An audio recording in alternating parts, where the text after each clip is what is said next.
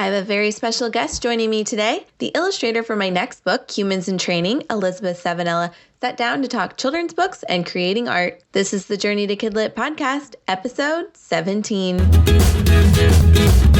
Welcome to the Journey to KidLit podcast. I'm your host, Brooke Van Sickle, and each week on the show, we'll discuss what it takes to write, publish, and market your kids' book. Let's get started. This episode is brought to you by the Ultimate Writing Binder, the #1 resource all children's book writers need to go from idea to finished kids' book. To learn more, visit journeytokidlit.com/ultimate writing binder. Hey there, and welcome to the Journey to KidLit podcast. I'm your host, Brooke Van Sickle, and today I have a very special guest with me. Elizabeth Savanella is here. She is my illustrator. Hey, Lizzie, how are you? Hey, good. How are you? Good. I'm so excited you could come. Thank you for joining me.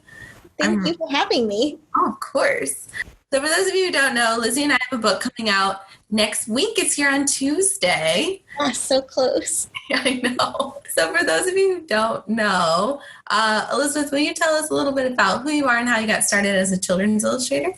Yeah, sure. So I actually started a pretty long time ago at this point. I went to school for illustration, actually, at FIT in New York City. And I did 2 years of fashion illustration, actually, because I wasn't entirely sure what I wanted to do with illustration, and that was an option. So I did 2 years of that, and then I switched to general illustration. By that point, I was pretty clear that I wanted to do children's books. But after I got out of school, I ended up working in a bunch of different fields and doing my illustration on the side, and like design fields related. But for a long time, I was doing my illustration on the side of a full-time job. And now I'm just seeing if I can make it work full-time as an illustrator. And so far it's working out really well. That's awesome. I love that you get to do it full-time. So many people try to do it on the side. So that's awesome. Yeah, I think it's good to start on the side, maybe just out of school. I think it was the right choice just because it's hard to get enough work to make it full-time. But at this point, I think I can do it. You can do it. Everyone loves your art, so it's really good. Thank you. So when you're getting ready to start a book, what kind of process do you go through? What's your process for illustrating?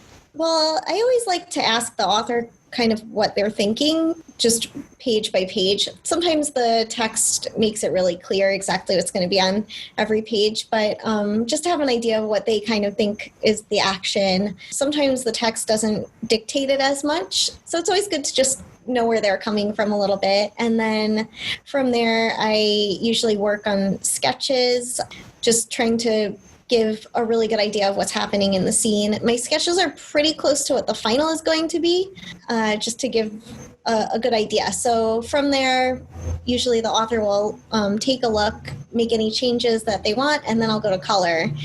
And for me, my colors basically go right over the sketch. So it really is very close to what the sketch is. I generally block in colors first, and then I add texture and transparencies and things like that on top to give it some dimension. It's just my process. I love it. It looks hand-drawn, so it's awesome that you still do it in the computer. Yeah, I actually start sometimes with sketches traditionally, but actually I've been using Procreate a lot lately, and you can really get a nice hand-drawn feel in Procreate, and it feels very natural and a lot like actually drawing by hand. So I feel like there's not so much of a learning curve. You can work almost the same way that you'd work traditionally. Oh, that's awesome. I know a lot of people use Procreate, so that's really good. Yeah. I couldn't imagine trying to, what's the tablet you have to draw on? And then the Wacom tablet. Yeah. I use that still too in Photoshop. But yeah, there's like a disconnect between your hand and the screen if you're using that. So Procreate just kind of fixed all of that. Yeah. I like that better as an artist. Yeah. Yeah.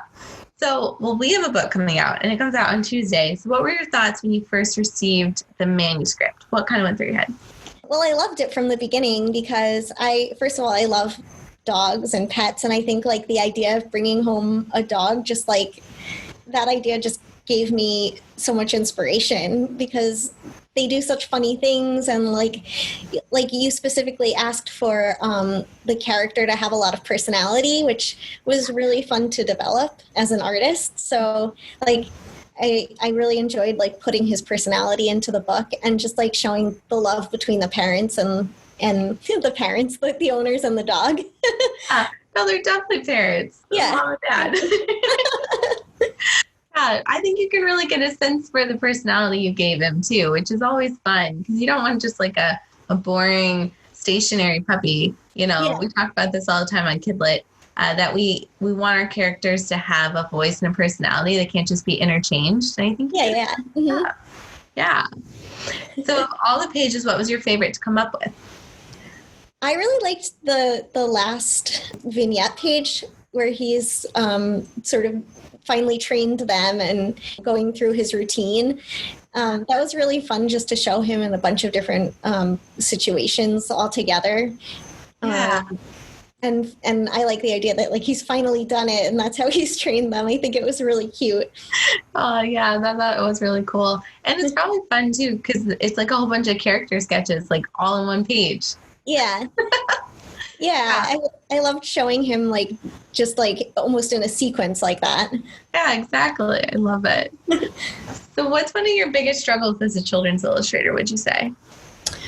I think like actually finding really good clients is a challenge. Like I'm so lucky that I found you and that we work together so well. Like throughout my whole career actually, like it really has been difficult to find people that are sort of on the same page and just like at the same point in their career where like you understand picture books and creating books. Like I don't always find that. Sometimes like clients aren't, like maybe they haven't written the book yet or they aren't sure what their side of it is. So it's kind of it's just a it's always like you can explain it and work with them, but like I've just found it to be kind of a challenge to find people that are on the same page in their career, and especially if you're a freelancer, I think that's so important. Yeah, I agree because you don't want to have to do everything either, but you also don't want to be so boxed in. And I mean, you're trying to make this a full-time career because you don't want to have to go back to work either. So it's like, yeah. Finding that balance. I know we talk about it a lot because a lot of the people that are listening to this are aspiring authors, so they're new. And when you're new, you try to put in all this description to kind of like tell the illustrator what to do. And I try to explain to them, no, like it's a joint process. Give the illustrator room to be creative. Mm-hmm. Yeah, exactly. Actually, early in my career too, like a lot of the jobs that I was getting were like people that were like, I want the character to look exactly like this, or like they already had an idea of what they wanted in their head, and it was like you can work to make the client happy and fulfill what they want, but like just it doesn't then really help you develop as an illustrator yourself. Like your portfolio ends up looking like a whole bunch of different things, and like now at this point it's like just so rewarding to be able to work with authors that like kind of let you explore on your own and like come together with a collaborative process that we're both happy with. Yeah, exactly. Well, and you're trying to probably build a portfolio, because if this is, you want to probably do more and more books and you really want to be taken seriously as a children's illustrator, not just as someone who can draw what people say. Right, exactly. There's a difference. Yeah, exactly. And so it's important that you still get to have a part in the story and you get to put the personality that you want in there too. Yeah. Mm-hmm. Yeah, I love that. So what's been the most rewarding part of being an illustrator? Definitely seeing the finished product. Like I'm so excited for the book to come in the mail because I just can't wait to hold it in my hands. And like just seeing the printed product is so rewarding. Even just seeing it online and being able to share with everybody. Like I just love that whole part of the process. Yes. Yeah, me too. I don't know about you, but it doesn't really feel real until I'm like holding it.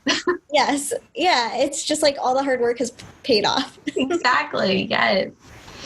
So if someone is listening to this and they want to break into the illustrative field, and they want to become a children's book illustrator, what would be your biggest advice for them? I think getting the right things into your portfolio is really important. If you want to be a picture book illustrator, show that in your portfolio. Just show what you love to do, and just imagine your portfolio pieces being a real assignment. So like try to show some interaction between the characters is really important in a picture book portfolio. It's not only about like how great you can draw. I mean, obviously like that you're showing your style is a big part of it too, but it's really important to show the interaction between the characters and show that you can kind of like tell the story visually. So just really try to incorporate that into your portfolio. And then also bright colors are always really something that sets children's book illustration apart from other types of illustration. So think about your palette and a specialized palette that you can use every time, and it'll kind of tie your work together. I love that. That's awesome. Great advice. What about for writers who are wanting to work with illustrators? What would be your best advice for them? I would say think about finalizing your story first and then breaking it down into the number of pages, which is usually either 24 or 32 pages for a picture book, generally 32 pages, and just break down the words by page, like what you want to go on every page, and then just sort of have in your mind visually like the general story that you want to tell on each page. The artist can come up with the details of it pretty much, but it's always really helpful for the author to have in their mind what they would be ideally showing on the page too, just so that you're not missing anything, like missing any of the storytelling elements that they really want to show. Yeah. But other than that, I think that's really it. And then just also thinking about marketing too, like you're doing such a great job with all of that. And some authors, I think, just really want to get their book published and see it published. But from the illustrator's point of view, it makes sense to work with somebody that's doing a lot of marketing because it leads to your next job or it gets your name out there. Like that's just as important as like an actual payment, for an illustrator, like that's really what's helping your career move forward. So just think about that when you're talking to an illustrator too, like what can you offer from the marketing standpoint? Mm-hmm. Yeah. And sometimes it's not even necessarily in book sales. I mean, there's ways you can get them into reviews and awards too, and that's going to help both of us. Yeah. Mm-hmm. Yeah. So that's a really good thing to point out. Do you have anything else that you're working on right now that kind of has you really excited? I actually did some book covers for YA, like mermaid book that I don't know when it's coming out yet, but I'm pretty excited about that because I haven't done a whole lot of like older age range. So it's like just something to diversify a little bit what I do. And I'm also working on an album cover, which is really fun. That's kind of different. Yeah, I'm doing some different stuff, which actually this whole quarantine period has allowed me to take on some new things and just try out some new ideas and work with some different people. So I'm really excited about all of that. I love it. Do you think you found more time during quarantine to work? Yes, I have definitely. And I think I talked to you a little while ago about writing. Also, I wrote something like just totally for me, just to see what happens with it. I'm really happy with it. So I'm going to continue with that and, work on a dummy for myself too. Love it. So awesome. Who knows what that'll turn into? Yeah. And I think without quarantine, I would have gotten to it. So. I know. That's right. I mean, for us, when we're like a little more introverted, it's kind of nice to be able to be stuck at home. Yeah, I know. All sorts of things. Exactly. I love it. I'm excited for your mermaid book. That sounds fun. Yeah. Enough to keep us to share. Yeah. So if anyone wants to learn more about you, where should they go? Well, my name is pretty long and hard to spell, so I think the best way to find me is going to esprints.com. It's esprints.com. And I have links to all my social media on there, plus my full portfolio. Perfect. Yeah, and we'll have a link to it, too, on the podcast page, so you don't have to memorize that or try to spell it out in your head, so don't worry. But Elizabeth and I's book comes out on Tuesday, Humans in Training. We're super excited. You can join us for the launch too, and we'll be both live talking about the book. Yes, thank you. I'm so excited. Thanks so much for joining me, Lizzie. Thank you. Thanks again to Elizabeth Savanella for joining me today on the Journey to KidLit podcast. If you'd like to learn more about Elizabeth and her artwork, you can visit her website at esprints.com. And if you'd like to learn more about our new book, Humans in Training, or anything about the launch party, visit bibliokidpublishing.com to pre-order your copy and to find out more about the launch. Well, that about does it for today's episode of the Journey to KidLit podcast. Thank you so much for joining me today. If you have a thought about today's episode or a suggestion for future ones, send me an email or reach out to me via Twitter. And if you liked what you heard, be sure to leave a review, and while you're there, subscribe to be notified of new episodes. Until next time, happy writing!